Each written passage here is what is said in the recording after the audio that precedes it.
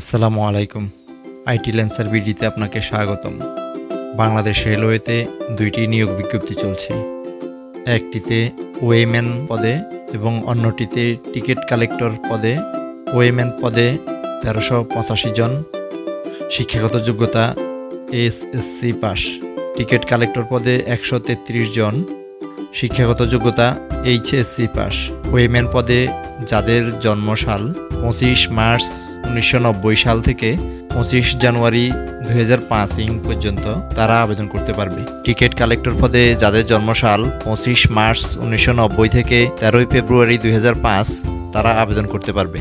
Woman পদের আবেদনের শেষ তারিখ ২ মার্চ ২০২৩। টিকিট কালেক্টর পদে আবেদনের শেষ তারিখ ২০ মার্চ ২০২৩। ওয়েম্যান পদে অন্যান্য যোগ্যতার প্রয়োজন নেই।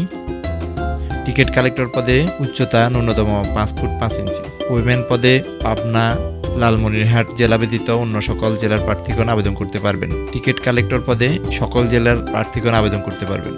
আবেদন করতে পারবেন www.br.teletalk.com.bd ওয়েবসাইট থেকে।